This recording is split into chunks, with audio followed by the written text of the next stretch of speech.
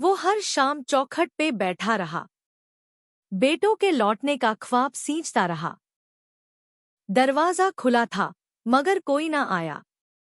बाप हर रोज बेटे के लौटने का बहाना बनाया।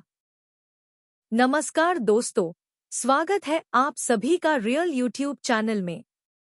एक बार फिर एक ऐसी कहानी के साथ जो आपके दिल को छू जाएगी। आज की कहानी है जिंदगी इंतजार में, एक ऐसे पिता की मार्मिक कथा जो पूरी जिंदगी अपने बच्चों की खुशियों के लिए जीता रहा। हर ख्वाहिशें पूरी की, हर सपना संजोया, और फिर जब उसे सबसे ज्यादा जरूरत थी अपनों की, तो वहीं अपने उसे ताउम्र अकेला छोड़ गए। ये सिर्फ एक कहानी नहीं, ये एक आईना है उस सच का जो आज हर गांव, हर गली में किसी बूढ़े माँ बाप की आंखों में पल रहा है। मेरा नाम रामदयाल है, उम्र करीब 75 साल होगी। हाथ कांपते हैं, आंखों में धुंधला सा दिखता है और कान अब नाम पुकारने की आवाज भी साफ नहीं पकड़ते। पर एक चीज है जो अब भी पूरे होश में है, वो है मेरी याददाश्त और उन यादों में सहेजा हुआ हर एक लम्हा जो मैंने अपने बच्चों के लिए जिया। अपने बीते हुए जीवन की हर परछाई आज भी मेरी सांसों के साथ चलती है। ये कहानी कोई किताब का पन्ना नहीं, ये मेरा अपना जीता जागता सच है, जो शायद किसी को रुला दे या शायद किसी बेटे को उसकी गलती का एहसास दिला दे। जब मैं छोटा था, तब हमारे पास कुछ भी नहीं था। मिट्टी का घर, टूटती छत और एक माँ थी जो दिन रात मेहनत करके मुझे बड़ा कर रही थी। पिता तो मुझे याद भी नहीं। मैं 5 साल का था जब वो किसी बीमारी में चले गए थे। माँ ने खेतों में मजदूरी की, घर घर झाड़ू पोंछा किया। मुझे कभी स्कूल नहीं भेज सकी, लेकिन इतना जरूर चाहती थी कि मैं कम से कम इंसान बनूं। जिंदगी ने बचपन में ही मुझसे मासूमियत छीन ली थी।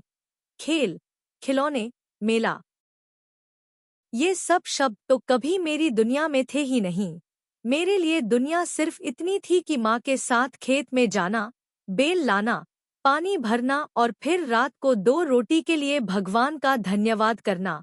जवानी आई तो जिम्मेदारियां बढ़ी, माँ की तबीयत बिगड़ने लगी और मुझे अपने कंधों पर पूरा घर ढोना पड़ा। मैंने हर वो काम किया जिससे एक वक्त की रोटी मिल सके। मिस्त्री का काम, ईंट ढोना, गड्ढा खोदना और कभी-कभी पेट भरने के लिए गांव के मेले में मजमा दिखाने वाले के लिए ढोल बजाना भी। मैं ये सब बुरा नहीं मानता था, क्योंकि मैं जानता था कि मेरी मेहनत सिर्फ पेट भरने के लिए नहीं, एक सपना भी पाल रही थी कि एक दिन मेरा घर भी ऐसा होगा जिसमें टपकती छत नहीं होगी, जहां बच्चों के लिए किताबें होंगी और बीवी के लिए ढंग की साड़ी। फिर मेरी शादी हुई, सवित्री आई, मेरी हमसफर, जिसने मेरी गरीबी को अपनाया और कभी शिकायत नहीं की। हमारे पास भले कुछ न रहा हो, लेकिन हमारी आंखों में सपने थे, छोटे छोटे मगर सच्चे। फिर हमारे 2 बेटे हुए, सूरज और दीपक। मेरे लिए वो 2 नहीं, बल्कि 2 आसमान थे। मैं उनके लिए सब कुछ करना चाहता था, इसलिए मैंने रातें जागकर काम किया, खुद पुराने कपड़े पहने, फटे जूते सिए, लेकिन उनके लिए हर त्योहार पर नया कपड़ा जरूर लाया। स्कूल में दाखिला दिलाया, फीस के लिए खेत गिरवी रखा, और जब सूरज की तबीयत बिगड़ी तो मैंने अपनी बीवी के कंगन बेच दिए। मुझे दुख नहीं था, क्योंकि मैं एक सपना देख रहा था कि एक दिन ये दोनों बेटे बड़े होकर मेरा सहारा बनेंगे, मेरे कंधे थामेंगे, मुझे इस बोझिल जीवन से राहत देंगे। वक्त गुजरता गया, सूरज इंजीनियर बन गया, दीपक ने सरकारी नौकरी पाली, मेरी छाती गर्व से फूल गई। गांव में लोग मुझे इज्जत देने लगे, कहते, रामदयाल के बेटे देखो क्या कमाल किया। और मैं चुपचाप मुस्कुरा देता, अंदर ही अंदर रो देता, क्योंकि मुझे वो रातें याद थी जब मैंने भूखे पेट उन्हें पढ़ाया था। फिर एक दिन सूरज ने शहर में नौकरी पकड़ ली और वहीं बस गया। दीपक की भी पोस्टिंग किसी और शहर में हो गई। मैं और सवित्री गांव में अकेले रह गए। हमने सोचा, बच्चे जल्दी ही लौटेंगे, हमें अपने साथ रखेंगे। लेकिन वो दिन कभी नहीं आया। कुछ सालों बाद सवित्री को सीने में दर्द हुआ। मैंने रातों रात शहर फोन किया, लेकिन बेटों की आवाज आई, बाबा हम बहुत व्यस्त हैं, आप डॉक्टर को दिखा लीजिए। और मैंने जैसे तैसे गांव के झोला छाप को बुलाया, पर तब तक बहुत देर हो चुकी थी। मेरी सवित्री चली गई। मेरी दुनिया उजड़ गई। उसकी चूड़ियाँ, उसकी बिंदी, वो टूटा हुआ आईना सब वहीं पड़ा रहा, पर अब उसे देखने वाला कोई नहीं रहा। बेटे अंतिम संस्कार पर आए, कुछ दिन रुके और फिर चले गए, कहकर कि बाबा आप गांव में ही ठीक हो, हम पैसे भेजते रहेंगे। पर वो पैसे भी कभी ठीक से नहीं आए, कभी महीने में, कभी 2 महीने में। अब मैं अकेला हूँ, बूढ़ा, टूटी हुई चारपाई पर लेटा हुआ। हर सुबह दरवाजा खोलकर बैठता हूँ, सोचता हूँ आज शायद सूरज आए, दीपक आए, लेकिन दरवाजा कभी नहीं खटखटाता।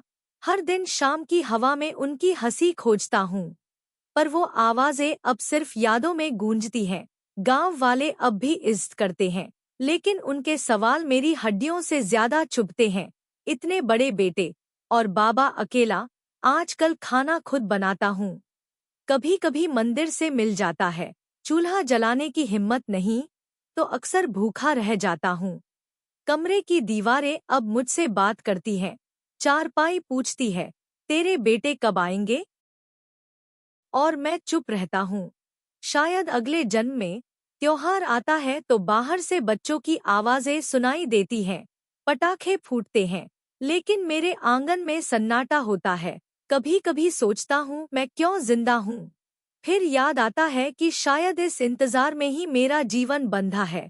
अब मेरे बाल सफेद नहीं, पूरे चांदी हो चुके हैं, दांत झड़ चुके हैं, हाथ कांपते हैं, पर दिल अब भी वैसे ही धड़कता है जैसे उस दिन, जब सूरज ने पहली बार बाबा कहा था, या जब दीपक ने रिपोर्ट कार्ड लाकर सीना चौड़ा कर दिया था। मुझे बच्चों से कोई शिकायत नहीं, बस इतनी सी ख्वाहिश थी कि वो मुझे अपने पास बैठाकर एक बार पूछते, बाबा क्या हाल है? अब जिंदगी के आखिरी पन्ने पर हूँ। शायद ये कहानी भी यहीं खत्म हो जाएगी। कोई अखबार में नहीं छपेगी, कोई स्मारक नहीं बनेगा, बस इस टूटी दीवार पर लिखा रह जाएगा, यहाँ एक बाप रोज अपने बेटे का इंतजार करता था और एक दिन चुपचाप चला गया।